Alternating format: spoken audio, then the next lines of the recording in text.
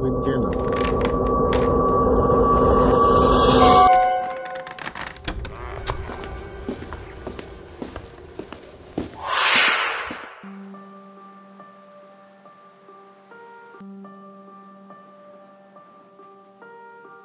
In 1983, a team of deeply pious scientists conducted a radical experiment in an undisclosed facility.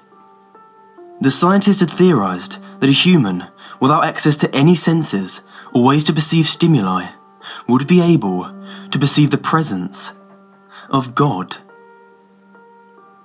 They believed that the five senses clouded our awareness of eternity, and without them, a human could actually establish contact with God by thought. An elderly man who claimed to have nothing left to live for was the only test subject to volunteer. To purge him of all his senses, the scientists performed a complex operation in which every sensory nerve connected to the brain was surgically severed.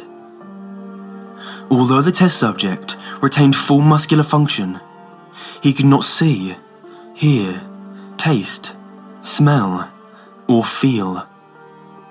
With no possible way to communicate with or even sense the outside world, he was alone with his thoughts.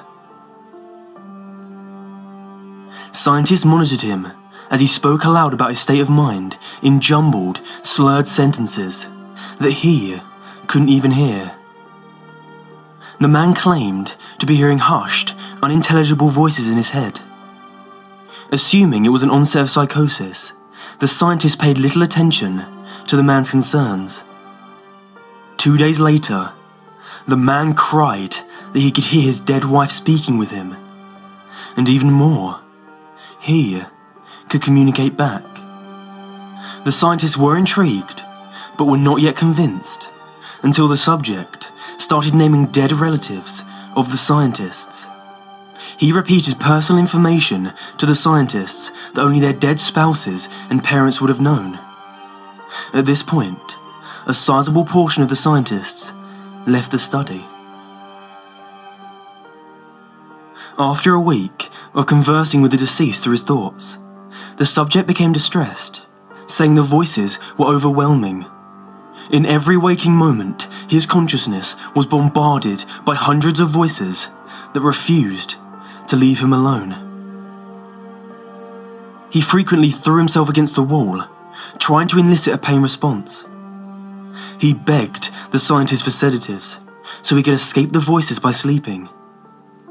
This tactic worked for 3 days, until he started having severe night terrors.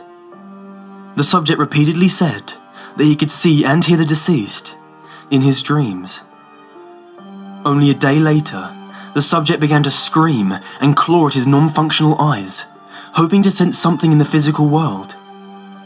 The hysterical subject now said the voices of the dead were deafening and hostile, speaking of hell and the end of the world. At one point, he yelled, "No heaven, no forgiveness," for 5 hours straight. He continually begged to be killed, but the scientists were convinced that he was close to establishing contact with God. After another day, the subject could no longer form coherent sentences. Seemingly mad, he started to bite off chunks of flesh from his arm. The scientists rushed into the test chamber and restrained him to a table so he could not kill himself. After a few hours of being tied down, the subject halted his struggling and screaming. He stared blankly at the ceiling as teardrops silently streaked across his face. For 2 weeks, the subject had to be manually rehydrated due to the constant crying. Eventually, he turned his head and, despite his blindness, made focused eye contact with a scientist for the first time in the study. He whispered, "I have spoken with God, and He has abandoned us," and his vital signs stopped. There was no apparent cause of death.